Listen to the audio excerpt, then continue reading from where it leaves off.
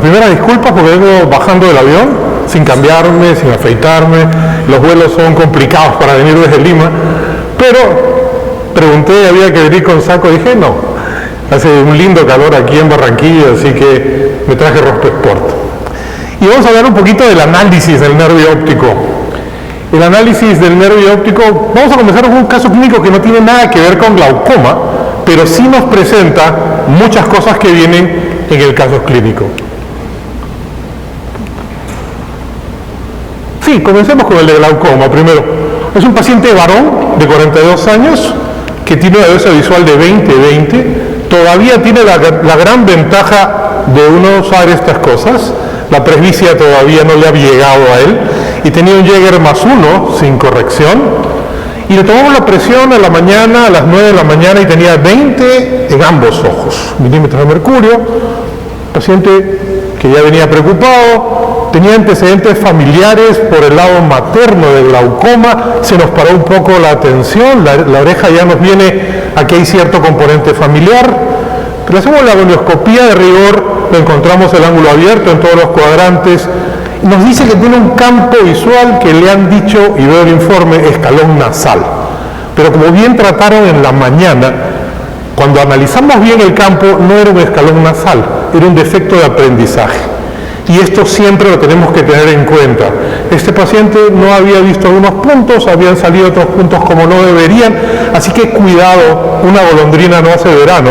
Siempre hay que tener explicarle al paciente. Uno de los peores problemas del campo visual es que nadie le dice al paciente que si se cansó debería mantener apretado el botón en vez de seguir esperando cuando vea la próxima imagen. Nadie les explica eso. Nadie les explica que no tiene que ver todos los puntos.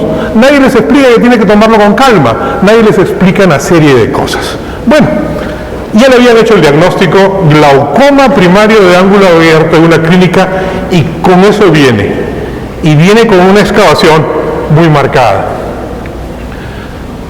Ya lo dijimos, esto se gana un Oscar. La megapapila es el gran impostor en los casos de glaucoma. Nosotros somos una generación que ha sido entrenada para diagnosticar glaucoma por el fondo de ojo.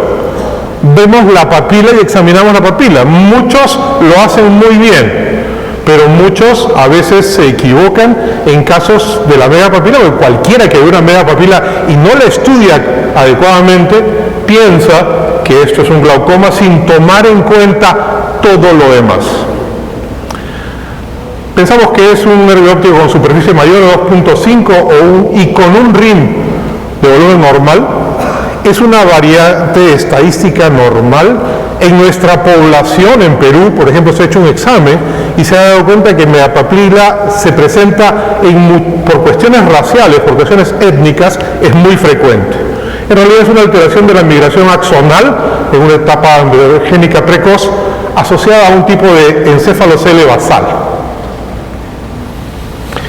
Cuidado, siempre podemos ver el disco grande, siempre, acuérdense que el glaucoma es una mesita de 3 patas, donde la presión es importante, el campo visual también es importante y el análisis del nervio óptico. Si una de las patitas falla, la mesa se cae. Así que hay que tener siempre en cuenta el análisis completo. No se hace diagnóstico con una sola cosa, ni siquiera con OCT. El OCT no hace diagnóstico, es una ayuda al diagnóstico. Y todo lo demás ayuda, porque el mejor instrumento diagnosticador siempre será el cerebro.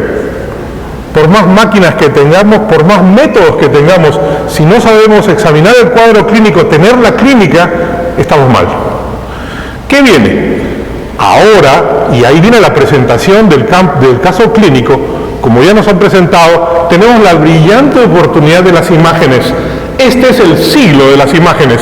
Estamos viendo todo y lo podemos ver perfectamente y podemos graficarlo. Y el OCT nos sirve muy bien para esto. Ya estamos viendo pacientes que tienen, y la duda nos viene, ¿qué tenemos acá frente a esto? ¿Un paciente con glaucoma o un paciente con megapapila? Para hacer con nuestros métodos actuales es la medida. Si nos vemos a la misma ampliación o magnificación, podemos ver la diferencia entre el área total entre una y otra. Por supuesto que hay excelentes versiones de ver dónde está la papila, cada una de sus partes, dónde termina la membrana de Bruch, etc. Pero a grosso modo, en caso de una papila, el volumen o el área de la papila es importantísima. Y aquí nos damos cuenta que en esta megapapila hay diferencia. Los diámetros vertical y el diámetro horizontal son diferentes, son marcados en la megapapila. Hasta ahí, cuestión de tamaño. Pero ¿qué cosa más tenemos que ver? Tenemos que ver ya el análisis del volumen del anillo. Miren el anillo al lado derecho y miren el anillo al lado izquierdo y se van a dar cuenta que uno es, a pesar de que la papila es mucho mayor en tamaño, está mucho más grueso, y en esta papila más pequeña es mucho más delgado. Además, la cantidad de fibras se ven perfectamente, como en este caso las fibras polares superiores e inferiores difieren totalmente.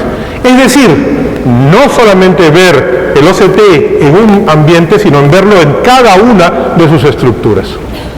Miren aquí la falta, y en este caso cuando hacemos en el mapa de desviación, para mí una de las mejores cosas que tenemos en la parte del diagnóstico, vemos cómo disminuye punto por punto en el paciente con glaucoma. Son los dos pacientes ahora sí analizados con cada una de las formas que tenemos o los métodos que tenemos con el OCT para diferenciar cuando es una papila normal, o una megapapila en todo caso, con una papila glaucomatosa.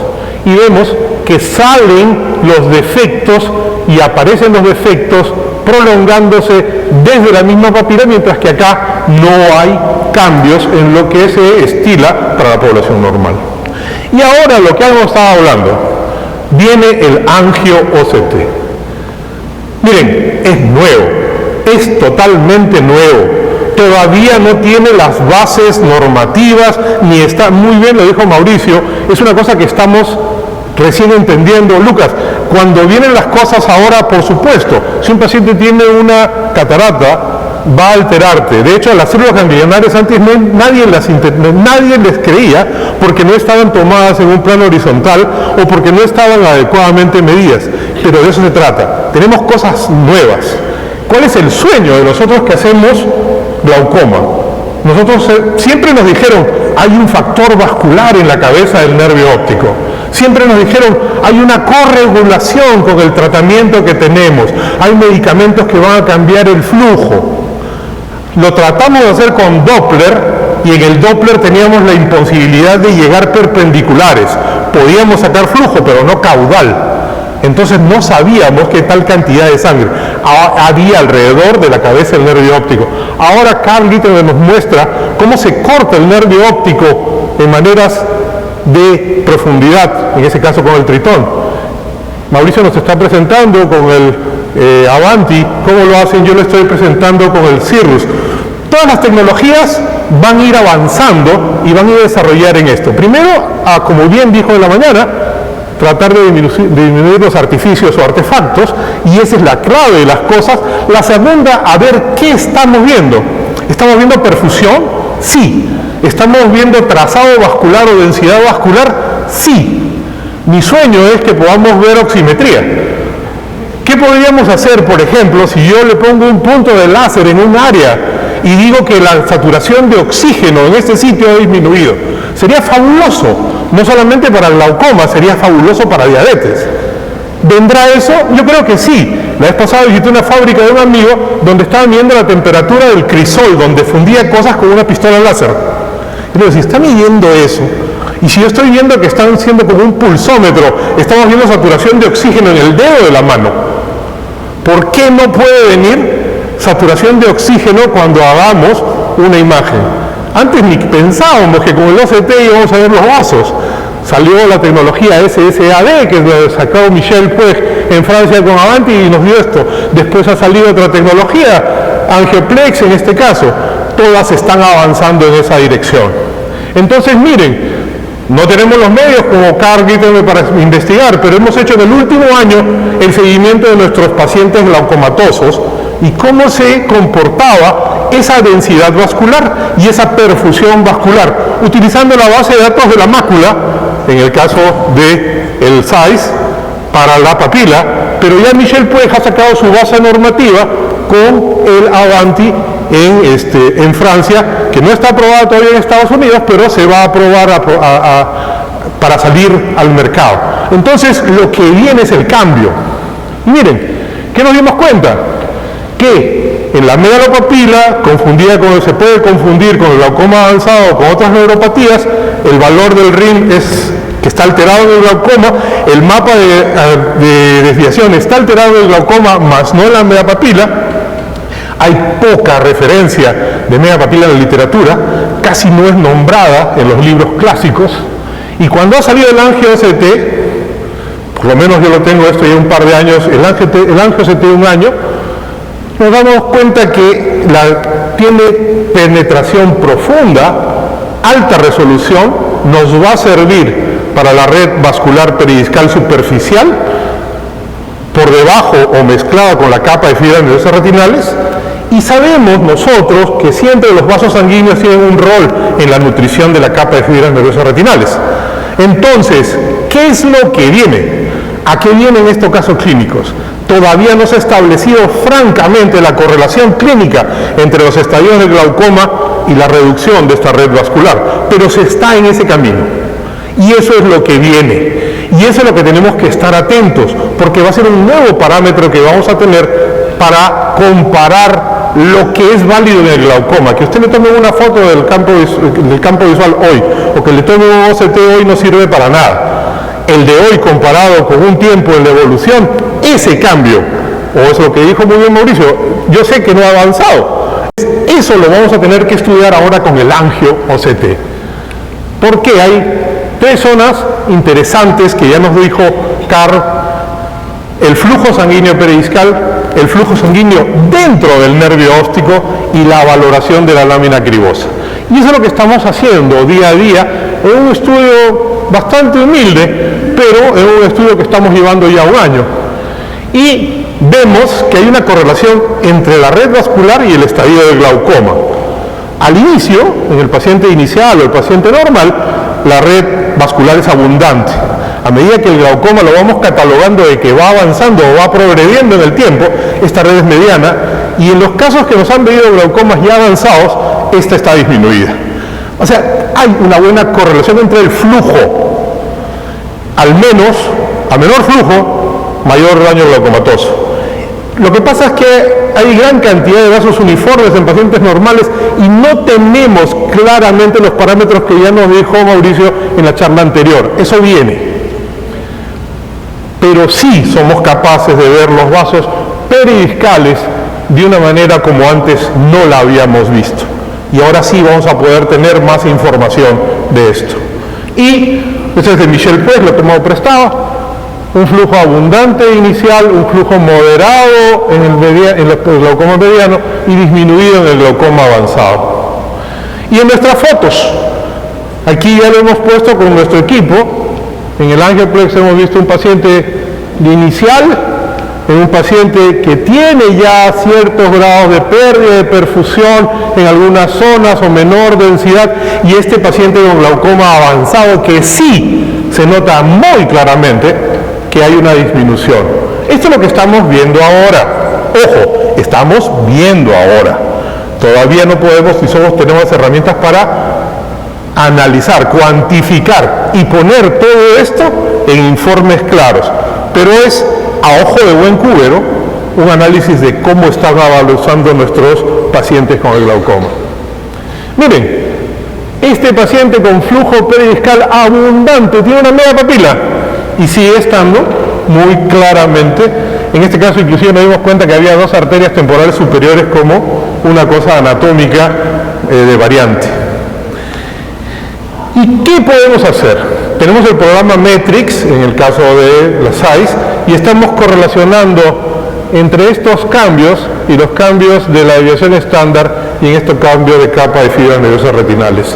Eso es lo que tenemos que avanzar, eso es lo que tenemos que definir. Y por ejemplo, el flujo peridiscal disminuido con el Metrix, nuevamente intradiscalmente también podemos ver, esto lo he tomado prestado, fíjense la diferencia entre la cantidad de vasos en esta zona dentro de la excavación en la parte interna en el disco y cómo se cambió. Carl Gittleman nos mostró unas imágenes en 3D realmente impresionantes y que creo que ese es el futuro que vamos a tener. Pero nosotros hoy por hoy podemos ver unos vasos intradiscales abundantes y disminuidos con las técnicas que tenemos ahora. Tenemos la visión objetiva del asunto, no podemos calificarlo, no podemos cuantificarla en este momento. A eso va el resultado. Nuevamente, cambios, los poros ya nos enseñaron, esto es lo que vamos encontrando en nuestro equipo. Y esos pacientes que antes estudiábamos solamente con un B-scan, ahora lo podemos estudiar con otro tipo de apreciación con la parte vascular. Miren, aquí hemos overlapeado lo que son los datos que hay en mácula, se los hemos puesto al nervio óptico. No hay todavía estadísticas o base normativa para hacerlo, pero lo que tenemos en la práctica son los datos de grosor. Y estableciendo estos datos de grosor actuales podemos ver el seguimiento, porque estamos midiendo con el mismo parámetro. Nuevamente, así se ven los casos de glaucoma, donde hay pérdida de esa cantidad de vasos o perfusión en esa zona, y miren una media papila nuevamente para el caso que hemos dicho, donde hay otro tipo de vascularización, otro tipo de flujo, otro tipo de densidad vascular. ¿Puede ser la megapapila también asiento de glaucoma? Sí. O sea, que tengas una megapapila no te exime de tener glaucoma. Y hemos tenido algunos casos que estaba diagnosticado como tal y que además coexistía con megapapila. Interesante, no pensemos que las cosas son puras. Y acordarse que estos casos clínicos nos sirven para decir que ahorita en tecnología lo único que tenemos constante es el cambio. Gracias.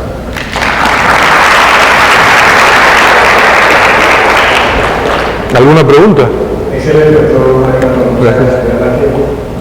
Es bien interesante saber a dónde nos vamos a dirigir. Y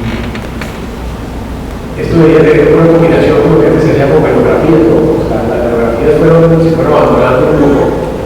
Y esto combinado un poco, yo creo que nos va a dar mucho más información sobre tu capacidad, no sé qué capacidad de percusión, que es lo que necesitamos en el glaucoma. En Islandia hay un proceso, hay un doctor Henry, no me acuerdo, Hiderland, que está haciendo angiografía, o sea, está haciendo oximetría, pero ha logrado hacer oximetría de los vasos. Todavía no has hecho oximetría en zonas o en áreas retinales. Imagínate la utilidad que tendría medir saturación de oxígeno en un área en diabéticos o en glaucomatosos, sería una maravilla. No sé si hay alguna pregunta para el doctor.